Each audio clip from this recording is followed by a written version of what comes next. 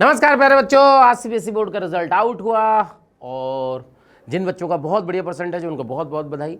लेकिन बहुत सारे बच्चे ऐसे हैं जिनका 75% से कम आया और पैनिक कर रहे हैं। पहली बात मैं बता दूं कि अगर आपका 75% से कम आया तो एक बोर्ड का रिजल्ट आपका फ्यूचर डिसाइड नहीं कर सकता। क्या बोर्ड में अगर कम नंबर आए तो क्या आप खराब हैं? क्या आप किसी काम के नहीं हैं? नहीं। मैं आपको हमेशा बोलता हूं कि एक एग्जाम आपका फ्यूचर डिसाइड नहीं कर सकता। ये तो आप समझिएगा कि अगर आपका बोर्ड किन्हीं कारणों किसी की वजह से अगर 75% से कम आए हैं, कुछ भी रीजन हो सकता है, तो आप कतई घबराने की ज़रूरत नहीं है। अपने पास बहुत सारे ऑप्शन हैं जिससे हम 75% से ज़्यादा मार्क्स ला सकते हैं, इंप्रूवमेंट दे सकते हैं। धीरे धीरे मैं सब आपको सारी बातें बताऊंगा। सबसे पहले तो बात करते हैं, तो अगर आपका 75% से कम मार्क्स हैं तो क्या करते हैं। पहले बात एक एक करके बात समझते हैं। अगर मान लीजिए कि आपका बोर्ड सीबीएसई है, अगर आपका बोर्ड सीबीएसई बोर्ड है, सपोज आपका बोर्ड क्या है? सीबीएसई। अगर सीबीएसई बोर्ड है और आपका परसेंटेज 73 से 75, मतलब 75 टेंडिंग टू 75 है, मतलब नॉट एग्जैक्टली 75, 75 से थोड़ा कम है, तो आपके पास जो ऑप्शन है, पहली बात तो आप रीचेकिंग करवा सकते हैं। ठीक है, पहली बात क्या हुआ? रीचेकिंग। अब आप रीचेकिंग करवाइए। देखिए, मैं आपको एक नई बात बताता हूं। सीबीएसई बोर्ड में एक नई स्कीम आई है कि आप अपनी कॉपी भी मंगा सकते हो। ध्यान से सुनिएगा। अगर आपको लगता है कि मेरे को जितने मार्क्स मिलने चाहिए उतने मार्क्स आपको सीबीएसई बोर्ड में नहीं मिले, आप कॉपी मंगा सकते हो। जीरोक्स कॉपी आपकी कॉपी की आएगी, आप उसमें कैलकुलेट करिए कि हाँ मेरे को कम मार्क्स मिले, फिर आप वहाँ फॉर्म भरिए, जो भी उनके प्रोसीजर है फॉलो करिए, आपके मार्क्स बढ़ेंगे। अगर आपको ऐसा लगता है, पहली बात तो ये हो गई। दूसरी बात ये है कि अगर आपका 73 से 75 है, रीचेकिंग में काम हो नहीं रहा, लग रहा है कि नहीं रीचेकिंग में तो नहीं होगा, तो आपके पास ऑप्शन है, एक सब्जेक्ट का इंप्रूवमेंट दे सकते हैं, इंप्रूवमेंट ऑफ 1 सब्जेक्ट। ध्यान रखिएगा। और ये जो इंप्रूवमेंट होगा एक सब्जेक्ट का, ये आपका जून और जुलाई के बीच में हो जाता है। उसकी डेट आएगी, आपको फॉर्म भरना है और एक सब्जेक्ट का इंप्रूवमेंट होगा। ध्यान रखिएगा, इंप्रूवमेंट आपके स्कूल में ही होगा। जिस स्कूल में आपने पढ़ाई करी है 12वीं की, वहीं जाना पड़ेगा। ठीक है, एक सब्जेक्ट का इंप्रूवमेंट। लेकिन अगर आपको लगता है कि सीबीएसई बोर्ड में मेरे को एक से ज्यादा सब्जेक्ट का इंप्रूवमेंट देना है, तो अगर आपको सीबीएसई बोर्ड में एक से ज्यादा सब्जेक्ट का इंप्रूवमेंट देना है, ध्यान सुनिएगा बेटा, तो आपको फिर मार्च में जो कॉमन एग्जाम होगा सबका, वहां आपका एक से ज्यादा सब्जेक्ट का इंप्रूवमेंट होगा। अगर आप, ध्यान सुनिएगा एक बात, अगर आप रेगुलर स्टूडेंट हो स्कूल के, तो आपको 5 सब्जेक्ट का इंप्रूवमेंट देना पड़ेगा। लेकिन अगर आप प्राइवेट अप्लाई करते हो तो आपको 2 सब्जेक्ट, 3 सब्जेक्ट, 4 सब्जेक्ट, जितनी आपकी मर्जी हो उतने सब्जेक्ट का इंप्रूवमेंट आप सीबीएसई बोर्ड में दे सकते हो। ध्यान रखिएगा, ये हो गई सीबीएसई बोर्ड की बात। अब मान लो किसी का परसेंटेज 60 to 70 के बीच में है। अब इसमें लगता है कि यार बोर्ड में इंप्रूवमेंट तो मुश्किल है, तो अब आपके पास एक ऑप्शन आता है एनआईओएस का। एनआईओएस, अब ये एनआईओएस क्या है? National institute of open school. ये हर बोर्ड का बच्चा एनआईओएस से इंप्रूवमेंट दे सकता है। इसमें भी बेटा 2 बार एग्जाम होता है। एनआईओएस का एग्जाम कहां होता है? 2 बार।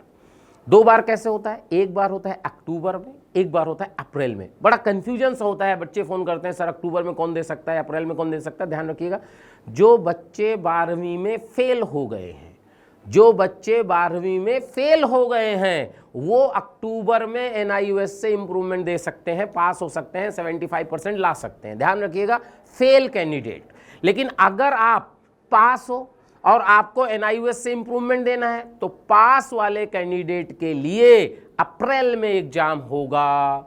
ध्यान रखिएगा, अगर आप सभी सब्जेक्ट में पास हैं तो आपका एग्जाम अप्रैल में होगा।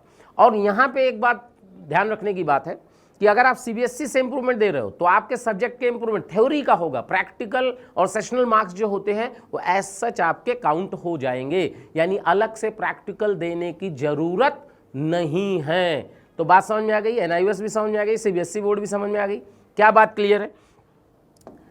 मैं एक बात और आपको बता दूं, बहुत सारे बच्चे होते हैं, बहुत कंफ्यूजन है कि 75% का जो क्राइटेरिया है वो कैसे कैलकुलेट करते हैं, हाउ टू कैलकुलेट 75% क्राइटेरिया। क्योंकि बहुत सारे बच्चे ऐसे होते हैं जो कितने सब्जेक्ट लेते हैं? 6 सब्जेक्ट लेते हैं, तो कहते हैं टॉप 5 ले लूं। नहीं, ऐसा नहीं है। उसमें क्या होता है बेटा, जो पीसीएम है, ध्यान सुनिएगा, PCM physics chemistry maths compulsory है, ये तो आपको लेना ही पड़ेगा, इसके बिना काम नहीं होगा। फिर आपको क्या करना है, एक आपको लेना है लैंग्वेज, एक क्या लेना है, लैंग्वेज, एक लैंग्वेज। अब एक लैंग्वेज का मतलब हिंदी, इंग्लिश, जो भी आपका सब्जेक्ट हो, और एक आपका होगा अनदर सब्जेक्ट। ध्यान से सुनिएगा, अनदर सब्जेक्ट। तो अब ये है क्राइटेरिया इन 5 सब्जेक्ट का जो एवरेज होना चाहिए, मतलब एवरेज मतलब समझ आ गया, एग्रीगेट मार्क्स 75% होना चाहिए। कुछ बच्चे कहेंगे कि सर मेरा फिजिक्स में तो 64 ही रह गया है, लेकिन ओवरऑल 76% है, आप एलिजिबल हैं। हर सब्जेक्ट का इंडिविजुअल 75 होना जरूरी नहीं है, सबका कंबाइंड 75% होना चाहिए। सब अच्छा, कुछ बच्चों का एक और सवाल आएगा कि सर मेरा तो पीसीएम है, मैंने हिंदी ली, इंग्लिश ली और कंप्यूटर साइंस ली। सपोज, ध्यान सुनिएगा, इंपॉर्टेंट पॉइंट है, बहुत सारे बच्चे आते हैं, मैंने हिंदी ली, इंग्लिश ली, पीसीएम ली, कंप्यूटर साइंस ली। क्या आपके 6 सब्जेक्ट हो गए? मैंने पीसीएम तो ले लिया, अब मेरे इंग्लिश भी ले ली, अब हिंदी और कंप्यूटर साइंस, मेरे हिंदी में मार्क्स ज्यादा है, क्या मैं 2 लैंग्वेज ले सकता हूं?